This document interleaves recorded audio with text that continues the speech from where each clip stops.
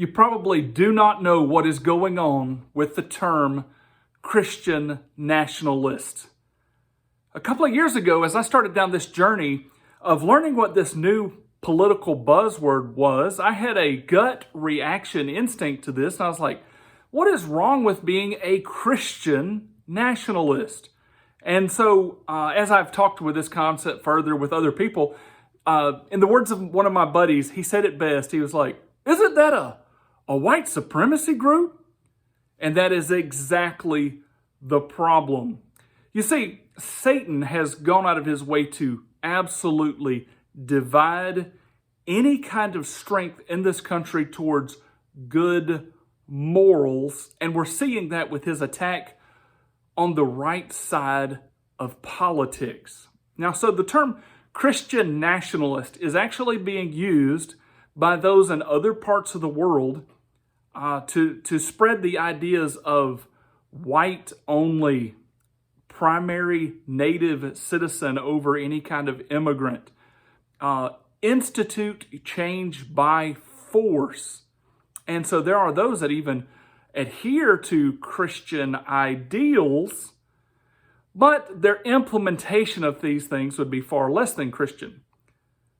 But this all gets tangled up when you begin to talk about the idea, because there are some that are like, well, I don't have any problem with being a Christian, and I sure don't have any problem with being nationalistic in my mindset that maybe Christianity should affect how my nation operates.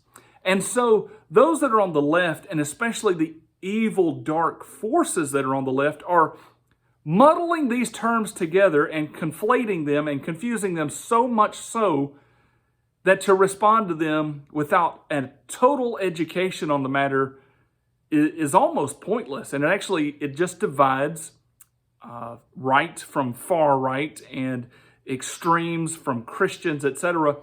And we do share some good values with those out there, but we're getting lump summed with extremism. So let's see if we can define all of this. So white nationalist, as expressed in the extreme, are those that are militant, who absolutely want to push their power and their ideals on everybody. Patriarchy, native first, in a lot of cases, white, etc. And so in the most extreme sense of the word, when somebody says not white nationalist, when they say Christian nationalist, that's what they're talking about, is this extreme group. But then anybody that's Christian, or anybody who believes that America has a Christian foundation, gets hauled into that, and we start recoiling. Like, we can't put us with that group. So I have to begin to separate from that group. And again, it's a way to divide the power of the political party that has a lot of moral values standing in the right place. There is nothing wrong with Christian values being a part of your country. But see, even those that are discussing it on the far left, and those that are discussing it in the media, they are even getting things confused. Because those that are broadcasting these terms are including everyone. And so one of the main things, like I've heard Sam Harris talk about, is like, they want to try to make this place a theocracy.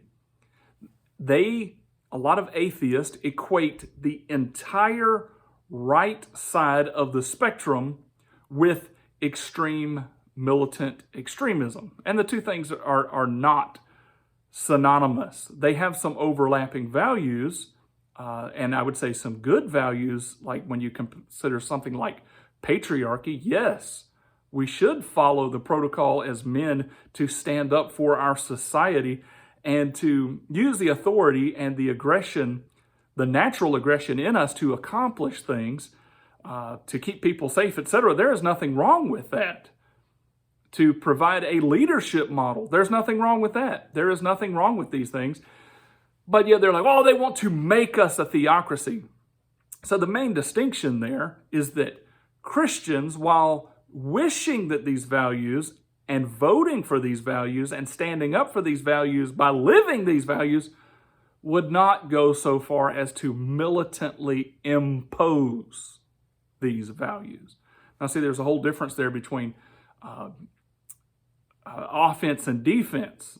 If you're talking about the extreme militant Christian nationalists, then they want to go on the offensive physically.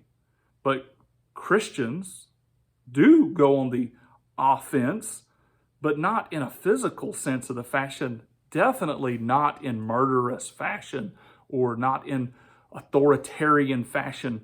And so anyway, it's a chance to just tie everything up all together and just throw it out the door. We can't have any of that. Now, with this idea, is there anything wrong with being a Christian? No. Obviously, as Christians, we should say all day long, no, there's not. Well, then, is there anything wrong with our Christianity getting into our politics? And so it's a very easy tactic for the left to go, yeah, like you can't bring your religion into your politics, separation of church and state. You can't bring your religion into politics because that means you want to make this a theocracy. You want to put us under this authoritarian rule and you want to take away our freedom and our democracy, etc. And with all that, one of the things I've seen is those that are really espousing that Christianity or Christian nationalism or being a Christian who wants your country to be Christian, those that begin to tie us with these extremist groups, they themselves mention that there's been a lot of progress and change in the last 10 or 15 years. I've heard this at least twice on two different YouTube or podcasts, whatever you want to call them, that this was the presentation, that everything has changed basically in progressive liberal favor in the last 10 or 15 years. We have democracy, like real democracy now, and they want to take it away. No, it's not that we want to take it away. It's that we would like for things to revert back to the values that were there previously. We're not trying to institute new rules. We're trying to actually pare things back and dial the clock back and go back to some foundational values. Now, here's where things get even funnier. So like with Mike Jones as Speaker of the House now stepping out and saying that he is a Christian nationalist. He does not, or at least some are saying that he has said that. I can't say that off the tip of my tongue. Sorry, I shouldn't have said that. But him being in that camp of being a Christian and wanting his Christian values to go upon the culture, some are calling him a Christian nationalist, immediately lump summing him with the militant side that wants to impose things, and that is not who he is. And then and he's being influenced by this pseudo-historian David Barton. Now, what really is sad about that is that I wonder, how long does a man have to read history before he's considered a historian? How many books does he have to do? Like, if you're going to be a historian, surely you have to go to school and read a lot of history books on that. But let's say you didn't go to school, but you read all of those history books anyway. How many of those would you have to read? And for how long of a time period would you have to read this to actually be given credit? And David Barton is out there taking it right and left because he is actually reading the first sources and saying, hey, we are a Christian country. We have a Christian foundation. It is incredibly solid. And then he points out Christian themes within the first contracts that our country has written, within the compacts that were written in the groups that came over. There have been others that pointed out, like the separatists and the Quakers and the Amish and the Baptist and Anabaptist and German Baptist and German Lutherans and German Reformed and the Mennonites, the Puritans and Catholics and Dunkers and Swedenfelders and Moravians and Jesuits and Anglicans and Presbyterians and French Huguenots and Methodists, etc., came over as groups to help form this country. And then when you get into that, Christianity is in our is in our paintings. And then when you understand that the place that houses the House and the Senate is actually on the weekends used as a church originally. And then when you find out that they open and close in prayer, or then you find out what I was trying to find was the verse that there's verses actually written on some of the buildings that are in Washington, D.C. and on the monuments. Yes, we are a Christian country. To give you another perspective, I already know this, and I have followed behind people like David Barton and gotten this information and then read some of the, not a lot, but some of the first sources myself. And reading this, yeah, it is. We are a Christian nation. And it kind of makes sense because that's what we were taught in our history books. At least conservative Christians were taught in their history books. And even to this day, as I'm reading other things, I'm finding the same thing to be true. So I just picked up this huge book, 790 pages or whatnot, about Tocqueville in America. And I was like, well, who is this guy? And I ran across this concept from another book 3 or 4 years ago. And as I was reading through that history book, they were like, well, yeah, Tocqueville traveled across America and wrote about it. And that's when I saw this book again on the shelf, I was like, hey, I need to check that book out. Within the first 80 pages, one of the things that he points out is like, he said, America is a very, very moral place. And I don't understand how people that are so diverse, and what he is explaining is they are diverse in their denominations. He said, I don't understand how a place that's so diverse can get along so well. And they're so unified that you can't even tell a difference in the political parties. And he's speaking of about the year 1830.